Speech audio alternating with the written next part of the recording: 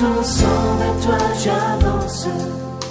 Saint de ta puissance, fort de ta présence à chaque pas. En ton sang, ma délivrance, sors de ton âme.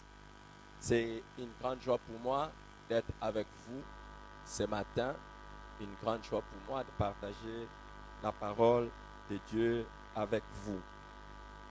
Conduit par le Saint-Esprit à poursuivre un tout petit peu l'enseignement que nous avons commencé la fois passée sur les avantages de prendre part à un culte. Les avantages de prendre part à un culte. Nous avons vu que le culte de l'Église est une idée de Dieu, commençant dans l'Ancien Testament jusque dans le Nouveau Testament. C'est Dieu qui veut les rassemblements de son peuple. Alors, c'est quoi un culte et qu'est-ce qui doit se faire pendant le culte? Qu'est-ce que nous sommes censés y recevoir ou qu'est-ce que nous sommes censés donner pendant un culte? Ce sont des choses que nous avions commencé à voir ensemble la semaine passée par la grâce de Dieu. Et les dimanche dernier, nous avions vu que nous avons besoin de prendre part à un culte pour jouir de la présence exceptionnelle de Dieu, la présence exceptionnelle et agissante de Dieu. Dieu agit de manière exceptionnelle lorsque nous sommes pendant un culte de l'Église. Et aujourd'hui, j'aimerais nous donner un autre avantage de prendre part à un culte de l'Église que de jouir des enseignements pour la vie et les ministères. Jouir des enseignements pour la vie et les ministères. Il y a un grand avantage à prendre part à un culte pour jouir des enseignements pour la vie et pour les ministères. Nous sommes devenus enfants de Dieu. Nous sommes devenus enfants de Dieu et Jésus-Christ nous apprend déjà que nous ne pouvons pas vivre notre vie chrétienne sans la parole de Dieu. Sans la parole de Dieu, il est dit dans Matthieu chapitre 4, l'homme ne vivra pas de pain seulement, mais de toute parole qui sort de la bouche de l'Éternel. L'homme ne peut pas vivre de pain seulement, mais de toute parole qui sort de la bouche de l'Éternel. Donc, aucun chrétien ne peut vivre sans véritablement être nourri de la parole de Dieu. Alléluia. Et maintenant, si c'est déjà nécessaire, comme le pain, la nourriture qui est indispensable à la vie naturelle, la parole de Dieu est indispensable à la vie spirituelle. Donc, vous ne pouvez pas imaginer votre existence dans la vie spirituelle sans la parole de Dieu. Alors, c'est vrai que il nous est demandé de méditer la parole de Dieu jour et nuit pour agir fidèlement. Il y a une partie de notre édification personnelle dans la parole de Dieu qui vient de la méditation personnelle. La méditation personnelle de la parole de Dieu, c'est fortement encouragé. Si vous ne méditez pas la Bible personnellement, vous ne pouvez pas espérer recevoir beaucoup de choses de la part de Dieu. Ça, c'est Josué chapitre 1, verset 8 qui nous le dit, que ce livre de la loi ne s'éloigne point de ta bouche, médite-le jour et nuit pour agir fidèlement d'après tout ce qui est écrit. C'est alors que tu auras du succès dans tes entreprises, c'est alors que tu réussiras. Donc ça, c'est une partie de choses que nous devrions avoir pour développer, pour nous nourrir de la parole de Dieu et grandir dans la vie et réussir dans la vie. C'est la méditation personnelle. Mais une autre partie, c'est une autre chose que nous devons faire pour nous nourrir de la parole de Dieu, c'est étudier, pas seulement méditer, parole de Dieu, c'est étudier la parole de Dieu. Étudier la parole de Dieu et étudier personnellement la parole de Dieu. La méditation, c'est simplement une simple réflexion que tu fais autour de la parole de Dieu, une réflexion profonde que tu fais autour de la parole de Dieu. Et c'est très, très important. Et nous pouvons le voir, comme je l'ai dit. Et maintenant, dans une autre partie, c'est étudier la parole de Dieu. Chaque chrétien doit passer du simple niveau de méditation de la parole au niveau de l'étude de la parole. Et nous voyons l'exemple d'Esdras dans le chapitre 7, verset 10. Esdras 7, verset 10, où nous voyons que on nous dit Esdras avait appliqué son cœur à étudier la parole de Dieu et à le mettre en pratique et l'enseigner au reste du peuple. Esdras chapitre 7, verset 10. Donc là, c'est le deuxième niveau. Nous passons au niveau où nous étudions la parole de Dieu. Il ne s'agit pas seulement de lire et de réfléchir sur la parole de Dieu, mais étudier, c'est mettre en relation la parole de Dieu avec certaines autres paroles, avec certains faits de la vie et commencer à en tirer des leçons. Ça fera partie de notre manière de nous nourrir de la parole de Dieu. Mais une autre façon aussi de nous nourrir de la parole de Dieu, c'est de nous exposer à ce que nous appelons la prédication ou les exhortations. La prédication ou les exhortations. La prédication ou les exhortations. Et nous allons voir que ça, ce sont des gens qui nous exposent la prédication ou qui nous exposent les Écritures dans le but de nous édifier, dans le but de nous encourager, dans le but de nous pousser à certaines actions et à faire certaines choses. Donc ça, c'est la prédication. Et l'exhortation, c'est dans le but de nous conforter, de nous remonter moralement, de nous soutenir. Ces preuves, la parole de Dieu est nécessaire à ce niveau-là. Mais vient un autre niveau qui est très important, c'est le niveau maintenant de s'exposer aux enseignements.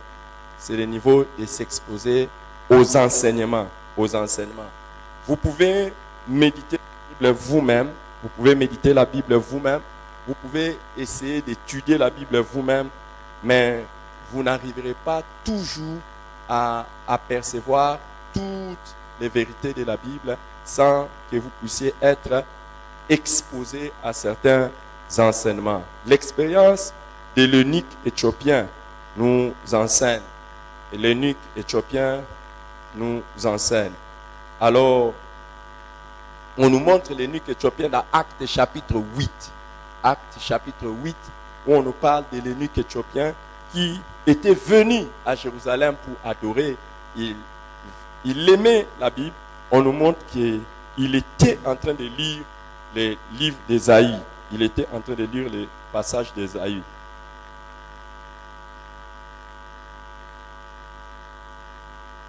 Mais à un moment donné, il a été limité. Il a été limité. Il ne comprenait pas. Dans le verset 34, on nous dit, l'eunuque éthiopien dit à Philippe, je te prie, de qui les prophètes parlent-ils ici? Est-ce de lui-même ou de quelqu'un d'autre?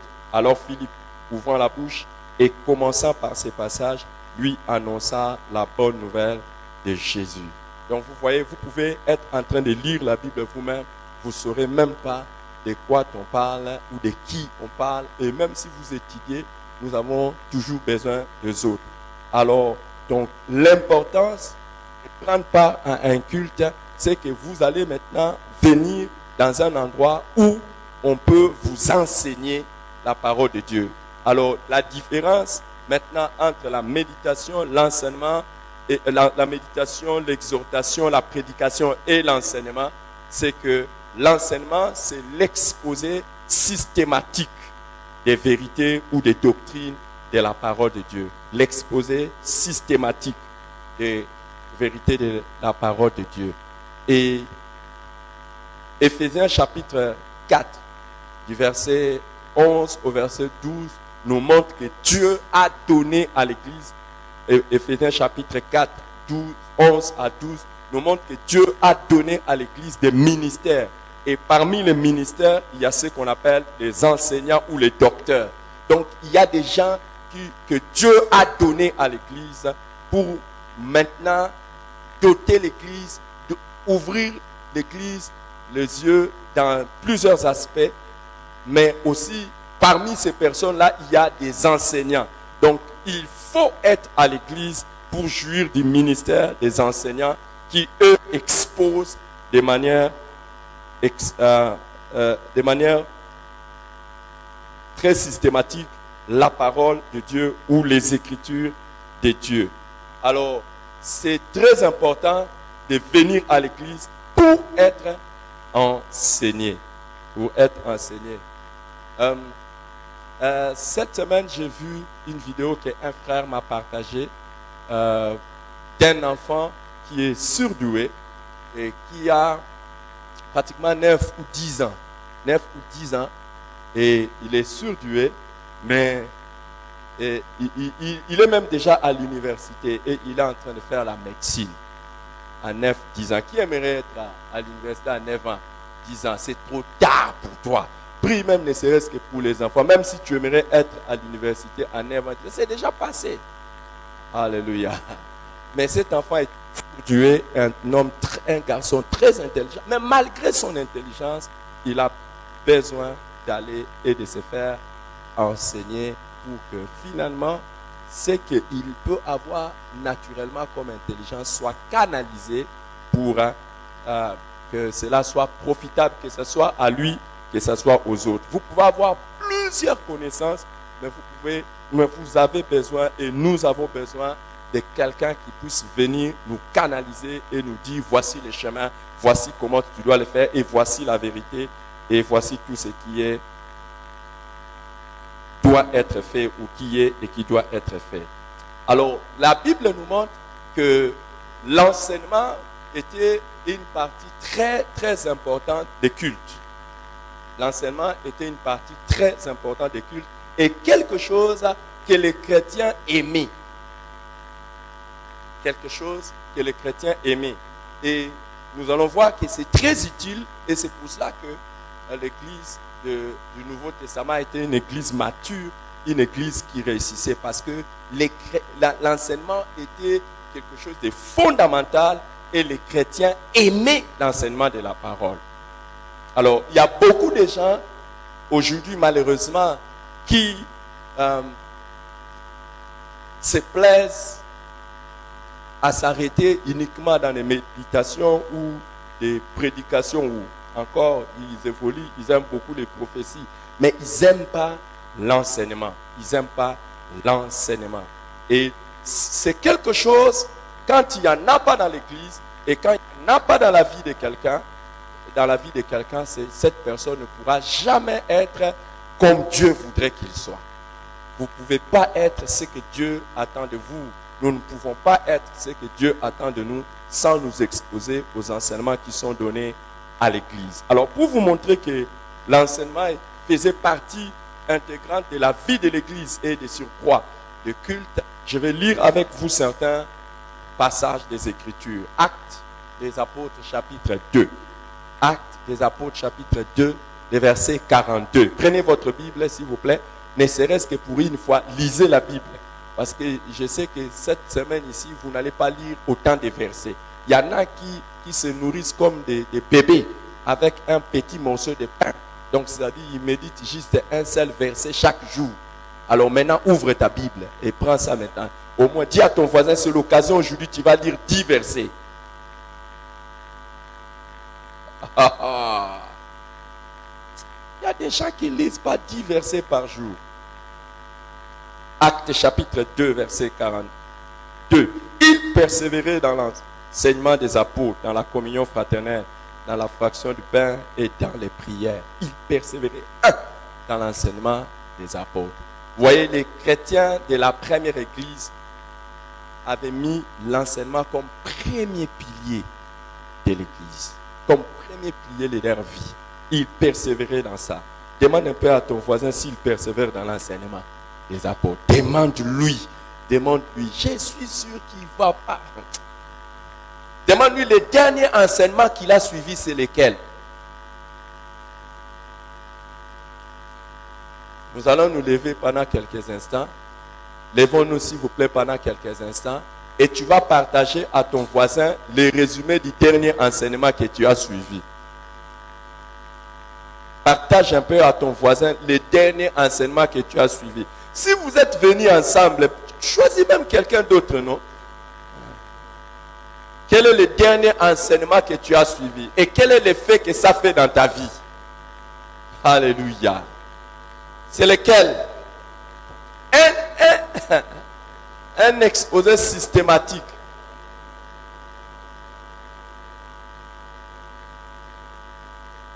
Waouh!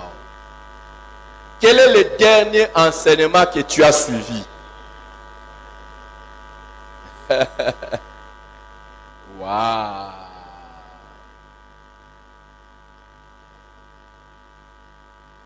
La Bible dit, il persévérait dans l'enseignement des apôtres. Merci à vous, reprenez place. Merci à vous. Et merci seulement pendant que je dis partage l'enseignement, toi tu te mets à raconter d'autres choses.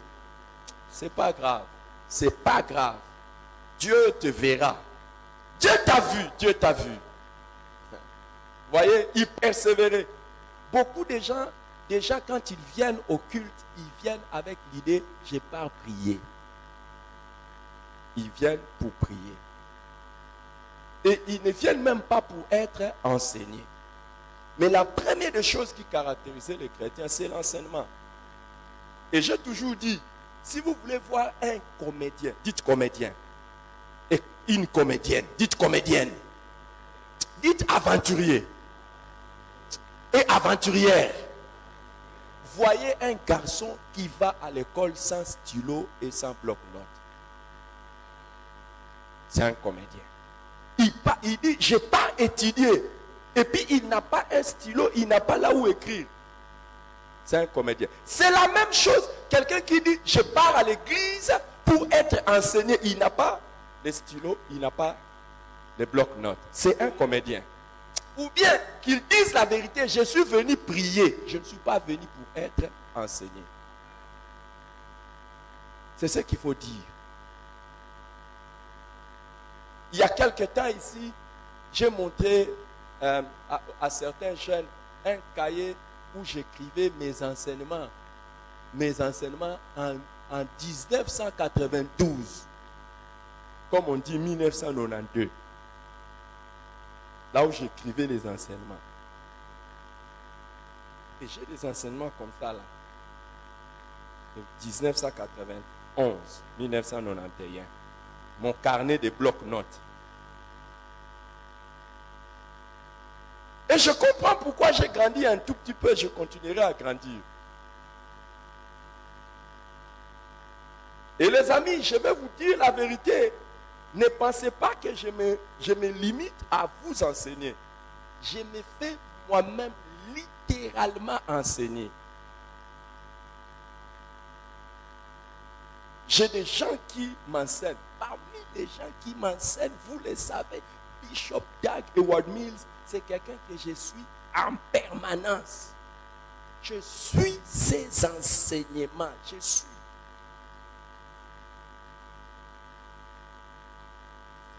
Et à part lui, je m'expose à beaucoup d'autres enseignants.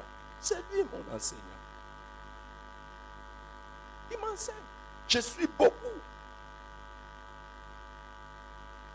Je suis aussi Bishop David Oyedebo. Je le suis. Même dans mon téléphone ici, si vous regardez, il y a beaucoup de gigas, de prédications et des enseignements que je suis. Et quand je les suis, j'écris. J'écris.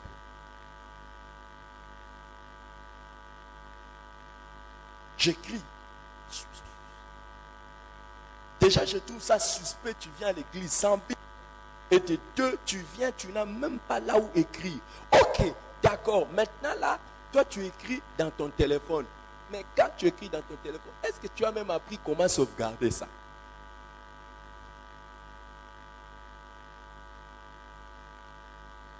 Parce qu'au moins, sois sérieux avec ça.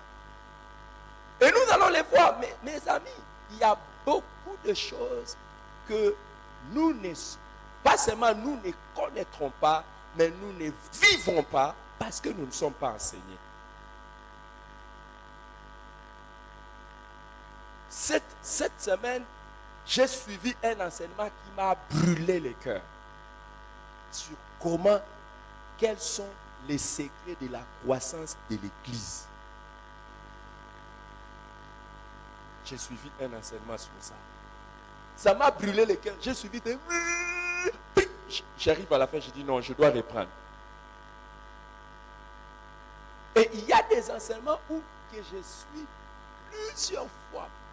Le même enseignement, je suis ça plusieurs fois. Jusqu'à ce que ça entre. Et je vais vous dire pourquoi.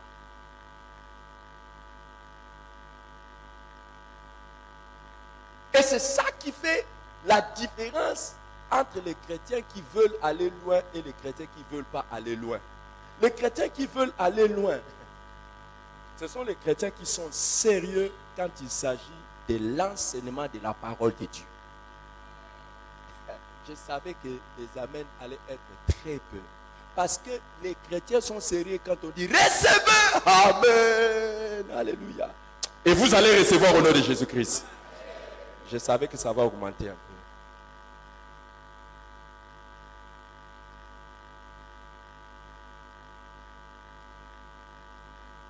Ça fait partie des choses.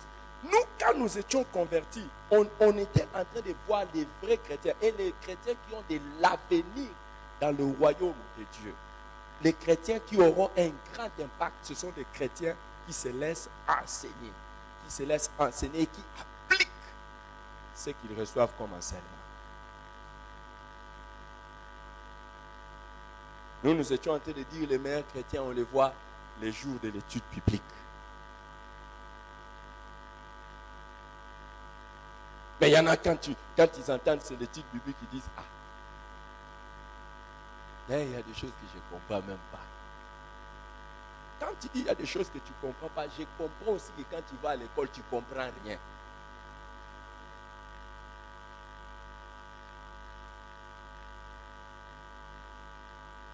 Et il y a des femmes qui n'évolueront jamais, même dans leur manière de cuisiner. Parce qu'ils ne se laissent pas enseigner sur comment cuisiner. Et malheur à vous si vous êtes mari d'une telle femme. Des femmes qui n'apprennent pas à cuisiner. Est-ce que ça s'apprend? Est-ce que ça s'apprend? Hey, est-ce que ça s'apprend? Ah, ça s'apprend où?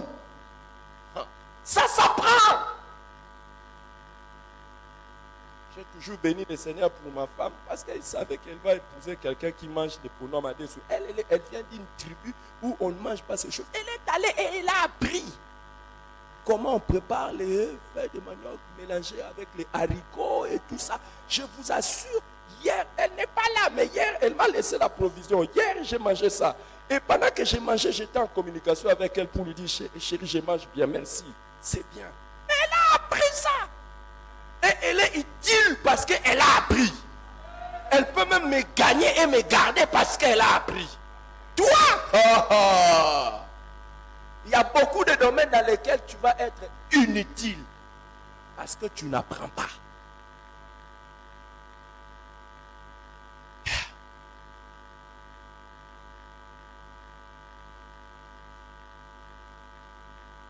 Beaucoup de domaines. Je vais le dire. Et tout domaine, je l'anticipe, tout domaine dans lequel tu n'as pas appris, c'est un domaine dans lequel tu ne peux pas exceller. Tout à l'heure, j'ai regardé la prestation de nos gens de l'union musicale et tout ça. J'étais au bureau là-bas, j'ai dit qu'est-ce qu'ils ont à apprendre. Ouais.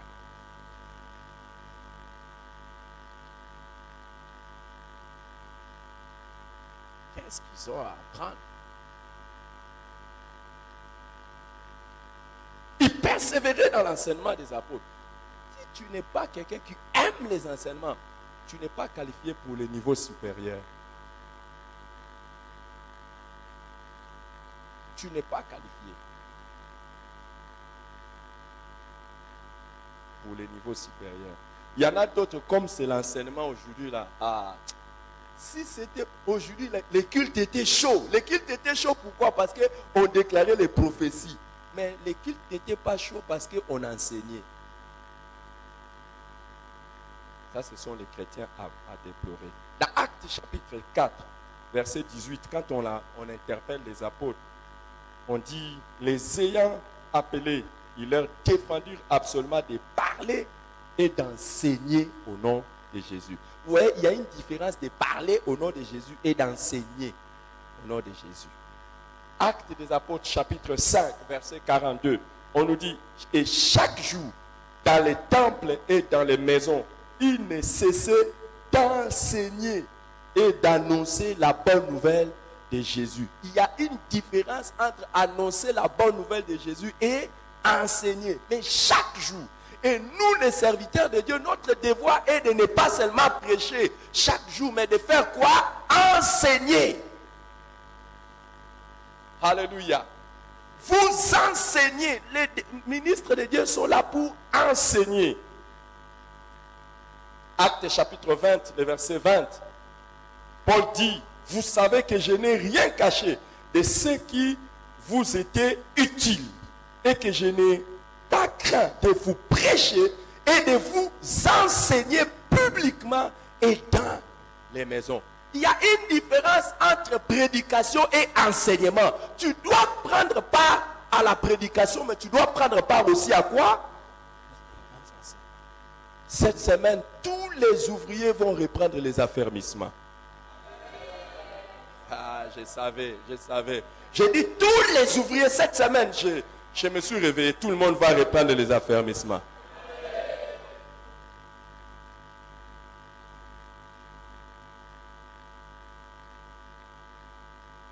On dit la répétition est. Et Paul dit aux Philippiens, je ne cesserai pas de vous répéter les mêmes choses, car cela est salutaire pour vous. Tout le monde va reprendre les affermissements. Il y en a ici qui sont au protocole, qui ne savent même pas expliquer c'est quoi les parler en langue. Quand ils voient les gens parler en langue, ils viennent directement pour les accueillir. Explique maintenant c'est quoi les parler en langue dans la Bible. Si tu sors seulement de l'église, on te pose la question. Toi, tu es au protocole. C'est quoi les parler en langue? Tu commences, tu vois les parler en langue, c'est quand le Saint-Esprit vient. Quand le Saint-Esprit vient, et quand le Saint-Esprit vient, c'est seulement les parler en langue. Tu es un bébé spirituel et tu veux recevoir les gens qui tombent. Chérie.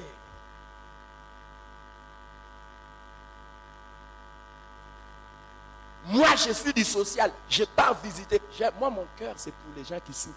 Nous allons visiter les gens à la prison comme ça. Tu le vois et tu es là seulement, oh pitié, pitié. Donne-leur même une parole. Tu n'as aucun enseignement. Membre du social. Tu vas rentrer aux affermissements. Hein? Vous n'êtes pas d'accord? Vous n'êtes pas d'accord? Qui a cessé de boire du lait parce qu'il a grandi? Nous allons rentrer tous au lait.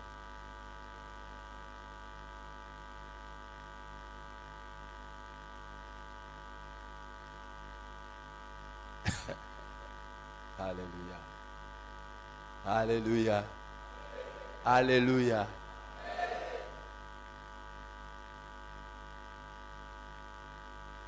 Dans 1 Corinthiens chapitre 4 verset 17, regardez ce que Paul dit aux Corinthiens. Pour cela, je vous ai envoyé Timothée, qui est mon enfant bien-aimé et fidèle dans le Seigneur. J'aimerais avoir des gens qui sont contents quand je les présente comme ça. Mon enfant bien-aimé et fidèle dans le Seigneur. Hey! Il y en a qui se sentent gênés d'appeler les pasteurs père. Ce pasteur, c'est normal. Je suis pasteur, je ne suis pas ton père. Et il y a des gens qui sont des brebis, mais ils ne sont pas des fils, ni des filles. Et qui n'attendent jamais hériter du père. Aucune brebis ne peut un jour espérer hériter. brebis doit être nourrie, prendre du poids, c'est tout. Mais pas hériter du berger. Ce sont des fils et des filles. C'est pour cela, si tu te considères comme brebis, tu vas toujours recevoir les ministères que j'ai fait pour toi. Tu reçois et tu es content. Mais si tu es fils, tu vas hériter. Toi aussi, tu vas commencer à faire les mêmes choses que j'ai fait et tu vas donner ça aux gens. Paul avait des enfants qu'il appelait bien-aimés. Hey, je ne sais pas s'il y a quelqu'un qui est mon fils ou ma fille bien-aimée ici. Hey. Combien j'aimerais en avoir? Combien j'aimerais en avoir des vrais.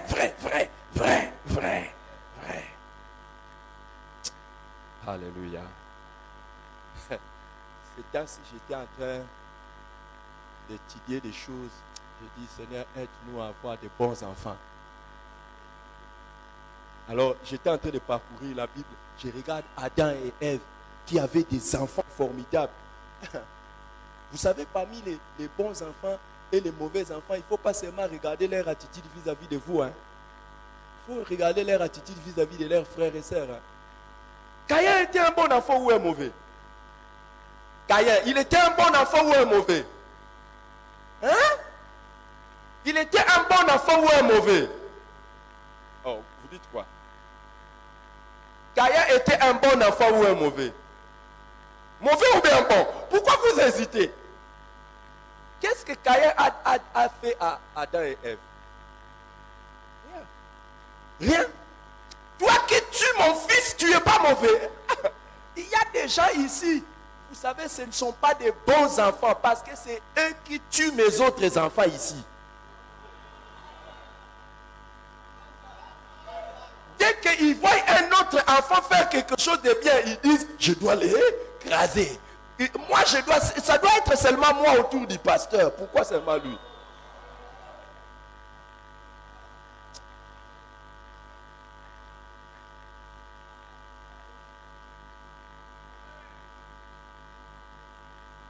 Que je vous parle encore des enfants. Je quitte là, je viens. Les enfants de Noé. Il en avait des bons et des mauvais. Et un enfant a vu la nudité de leur père. À un moment donné, Noé était ivre. Noé, cet homme que Dieu a dit intègre et juste. Il était ivre. Il n'y a personne qui marque le défaut. Surtout moi, j'en ai 14 milliards. Mais on dit, il a vu la nudité de son père. Au lieu seulement de couvrir, il alla les rapporter à ses frères. J'ai vu les défauts de notre père. J'ai vu. Même quand Dieu a dit que c'est lui l'homme intègre et juste, moi j'ai trouvé un défaut de mon père.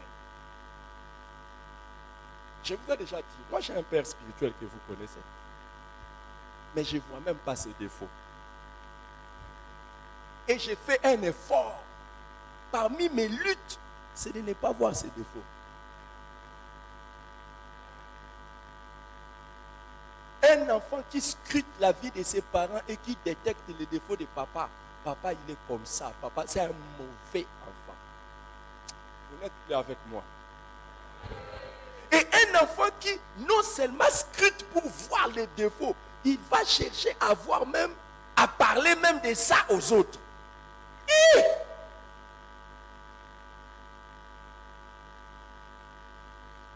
la personne qui t'a mis au monde, est-ce que vous croyez que Cham était en vie à cause de lui-même?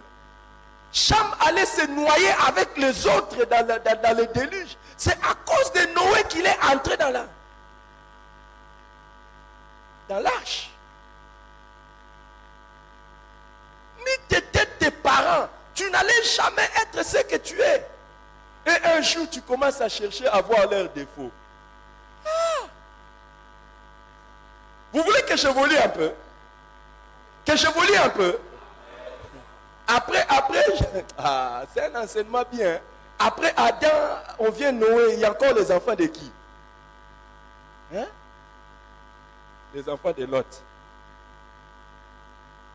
Les enfants de Lot. Les enfants de Lot, ce sont les enfants qui sont prêts à chercher même à coucher avec leur père. Des sœurs à l'église qui sont prêtes à se donner à leur pasteur.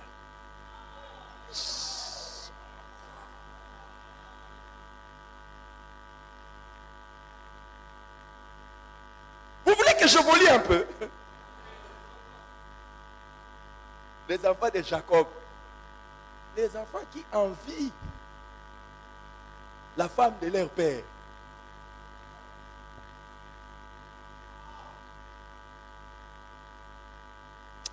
Je m'arrête là. Que je continue? Que je continue? Vous dites plus Amen. Pourquoi? Vous me regardez ici, vous me dites plus Amen. Et demande à ton voisin, est-ce que d'abord le pasteur peut t'appeler fils ou fille bien-aimée? Demande à ton voisin.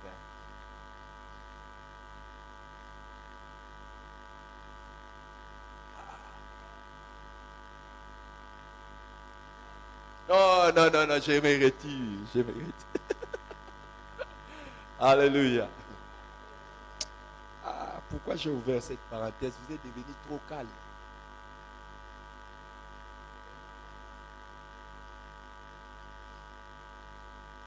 Vous êtes devenu trop calme. Demande à ton voisin, est-ce que le pasteur peut t'appeler vraiment fils ou fille bien-aimée? Hey!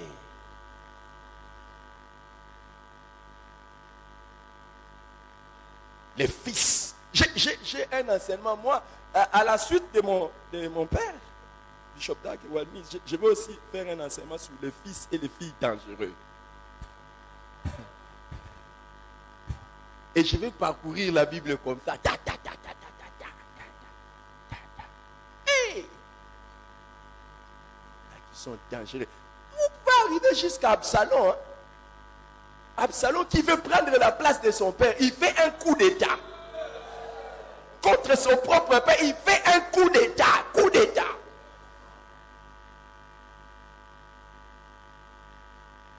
Il fait un coup d'état contre son propre père.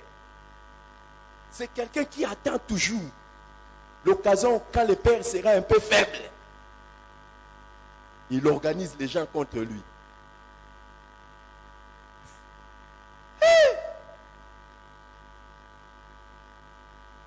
Écoutez, je ne vous parle pas des enfants adoptifs, je vous parle des enfants nés.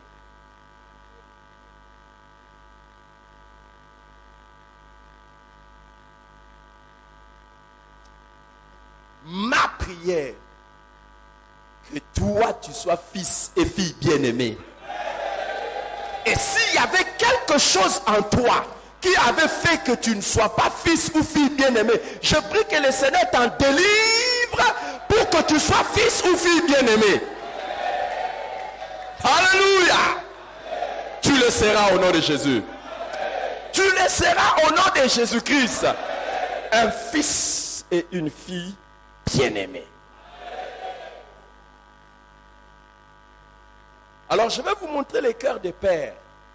Les cœurs des pères, c'est les cœurs où même si un fils ou une fille fait n'importe quoi, il ne les rejettera jamais. Tout ce qu'il espère que ce fils ou cette fille se répande.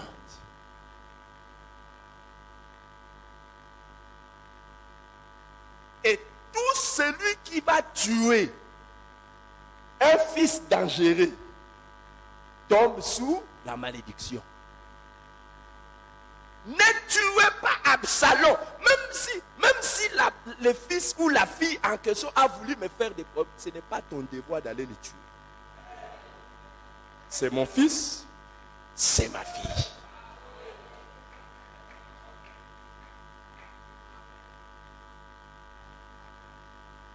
Ne te fais pas les justiciers du Père.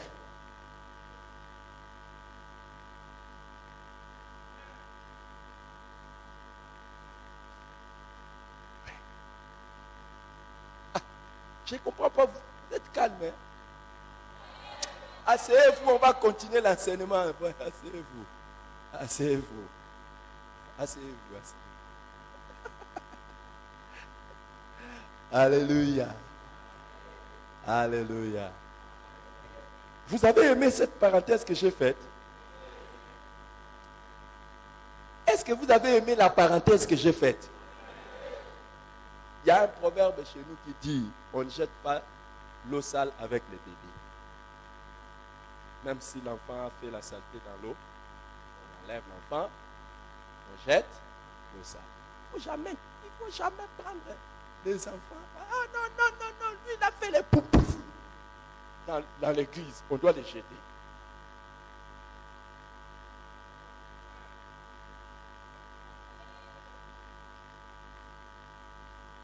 C'est pour cela, même les gens se donnent. Mais comment toi-même, les personnes qui t'ont abandonné, quand tu les vois, tu les salues normalement? Ce sont des enfants. Ce sont des enfants.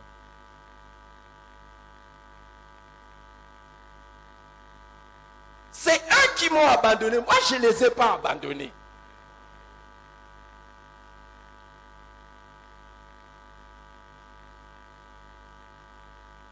Et je suis toujours quelque part dans un coin où j'attends les jours où un à un, ils reviendront. Mais j'attends les jours où ils reviendront, ils diront, papa, j'ai péché. Pas que tu reviens aussi, tu reviens seulement comme si de rien n'était. Oh! Tu ne peux pas revenir comme ça, non, papa. Non. Oh! Et parmi les fils dangereux, ce sont les fils aînés qui ne veulent pas que les autres reviennent.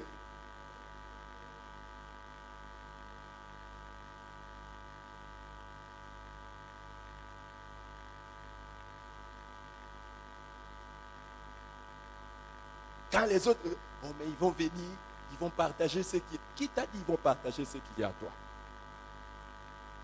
Ils ont perdu ce qu'ils ont perdu, mais laisse-les revenir.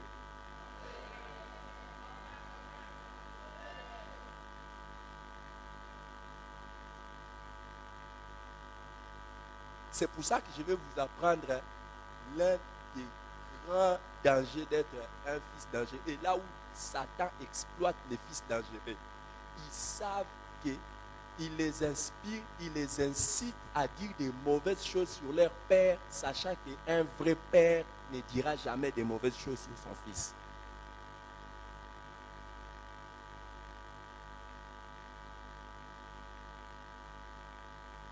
Oui. Beaucoup de ceux qui ont dit des mauvaises choses sur moi, ils ont raconté des choses, ils sont partis, ils ont dit des choses. Leur âme, ils savaient que nous les connaissons, nous connaissons son cœur. Il ne dira jamais ce que lui connaît de nous. Ils savaient ça. Les amis, si moi je dois me mettre à dire ce que je connais de chacun de vous ici, mais c'est terrible.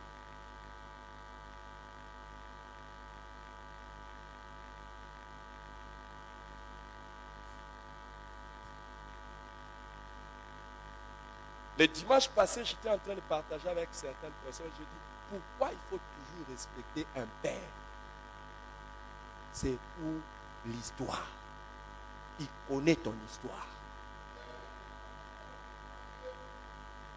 Il connaît ton histoire.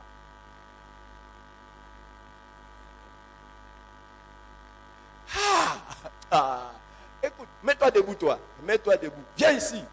Viens ici. Avec tes histoires-là. Vous voyez un homme responsable. Hein? C'est un homme responsable. Vous dites quoi? C'est pas un homme responsable celui-ci. Quand toutes les femmes ici, je ne demande pas ça s'il vous plaît, c'est mon fils, je sais de quoi je parle. Bientôt il va se marier, donc ne commencez pas à rêver. C'est un homme responsable. Quand vous le voyez comme ça, vous dites, oh non, c'est un gaillard bien, il est intelligent, tout ça. Mais son père et sa mère connaissent comment il est né nu. Ils savent même le jour de sa circoncision quel cri il avait poussé. Ils savent combien de bêtises il faisait pour aller à l'école primaire. C'est pas aujourd'hui parce qu'il est devenu comme ça là que il regarde son père, il regarde sa mère, il dit vous valez rien. Ils connaissent ton histoire. Je connais ce que étaient tes débuts dans la vie avec Dieu. Quelles étaient tes luttes? Respecte-moi quand même.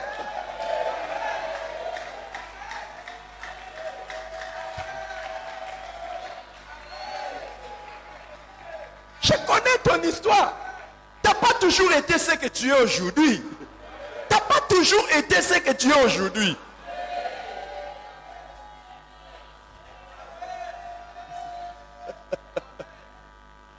Alléluia. C'est pour ça que normalement, quand même, quand tu vois ton père, même le père biologique et la mère biologique, honore-les. Honore-les. Tu es une dame comme ça là. Tu es une dame. Et ils connaissent comment tes seins ont commencé, comment ça a commencé à pousser. Ils connaissent ça. C'est pas parce que tu es devenu une grande dame aujourd'hui que tout le monde regarde tout ça. Ils connaissent quelle était ta première forme. Et aujourd'hui, tu te tapes comme ça, tu ne sais même pas peut-être que c'est eux qui ont lutté. À un moment donné, quand tu étais né, ta jambe faisait comme ça. Ils ont fait des nuits de massage. Et aujourd'hui, quand tu marches, tu oublies les gens qui t'avaient massé quand tu étais petit.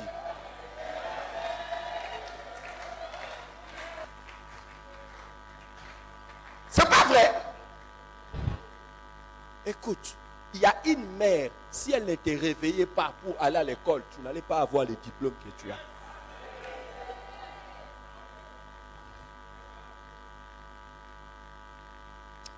Monsieur connaît tout, monsieur arrivé, monsieur pas besoin de gens, ça va.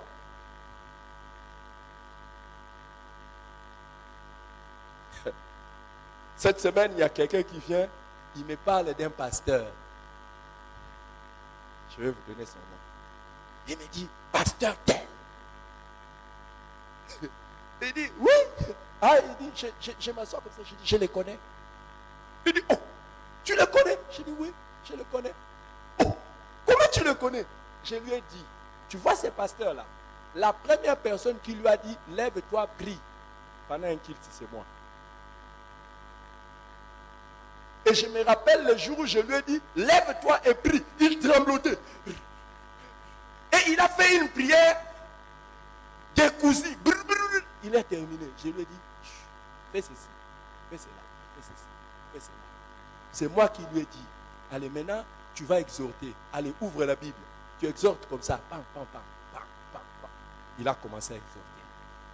Pam, pam, pam, pam. Je lui ai dit, tu vas enseigner. Il a commencé à enseigner. Un jour, quelqu'un raconte une chose mauvaise contre moi. Lui devient le justicier. Il dit, il y a un problème avec les pasteurs. Et il est parti.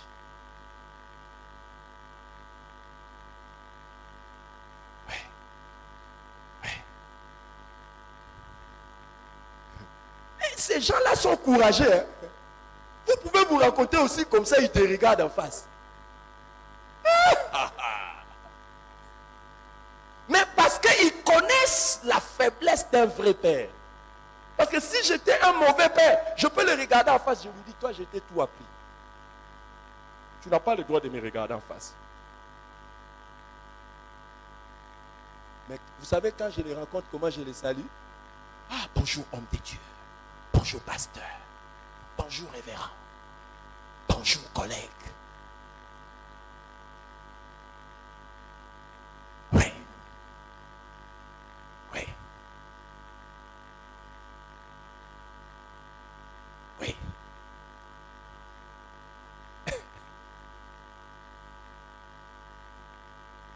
Oui. Il y a beaucoup de gens qui m'ont fait mal, ils sont partis. Et même vous ici à l'église, je ne vous appelle pas frère. Frère, sœur. Mais si seulement tu pouvais te dire, ah, celui-ci a pris soin de moi, et je puisse l'honorer. Ça te coûterait, ça te diminuerait en quoi? Ça te diminuerait en quoi? D'être seulement humble et de dire, écoutez, je peux bomber devant tout le monde, mais sauf devant celui-ci. Devant celle-ci, c'est mon père, c'est ma mère.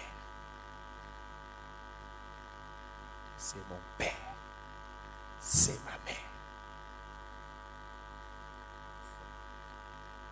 Un autre enfant vient de m'abandonner. J'ai dit quoi? Un autre enfant, il dit les choses ne marchent pas. Je suis avec lui, les choses ne marchent pas. Et il part chercher un autre père. Ah! J'ai appris ça, j'ai dit, et il va chercher un autre père. J'ai dit, et il dit, les choses ne marchent pas. Vous savez, je vais vous dire pourquoi les choses ne marchent pas. C'est un serviteur de Dieu. Moi, je travaille avec lui. Je lui dis, mon fils, première chose, je vois que tu n'honores pas Dieu, toi. Tu ne payes pas tes dîmes. Tu n'honores pas à moi. Pas à moi, s'il vous plaît. Pas à moi. Cette semaine, je crois, 2 ou 3 personnes sont venues dans mon bureau avec les dîmes. J'ai dit, pourquoi vous ne mettez pas dans les paniers? Oh non, quelqu'un m'a dit que je viens de donner en main. J'ai dit, mais tu peux mettre dans les paniers, je vais prier toujours. Il dit, non, je vais venir. Mais j'ai dit, pas à moi. Pas à moi. Je lui ai dit, donne même les dîmes à la communauté. Je ne te vois pas donner les dîmes à la communauté. Il ne donne pas. Plusieurs fois, je lui montre que c'est à cause de ça que ça ne marche pas dans ta vie. Il est venu plusieurs fois, il pleure. Je prie pour lui. Je prie pour lui, je demande à Dieu de le pardonner. À la fin, je lui donne l'argent. Je dis, vas-y, Dieu te bénisse. Il part. Après un temps, il revient encore. Mais tu vas aller loin comment? Je prends encore l'argent, je lui donne, il part. Après, il vient, il dit, je le quitte. Ça ne marche pas avec lui. Va ailleurs. Là où tu m'as laissé, je suis toujours assis. Je pleure. Ah, Seigneur. Les gens changent de père parce qu'ils veulent qu'une partie de leur vie soit masquée.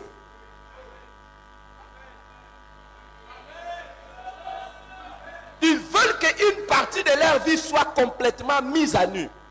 Complètement mis dans les magasins.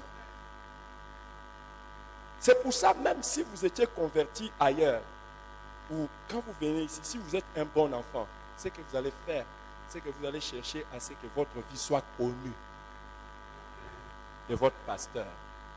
C'est un bon signe. Mais si vous avez connu Jésus ailleurs, vous venez ici, vous faites, bon, ok, de là, quick, je coupe, maintenant je donne à partir d'ici, ça ne va pas. Vous n'êtes pas un bon. Ce sont les signes que moi je vois pour continuer une bonne relation avec un membre de l'église. C'est lorsque quand il vient, il me relate toute son histoire. Alors là, je suis comme un bon médecin, je connais maintenant tous les antécédents, je saurais les prendre en charge correctement.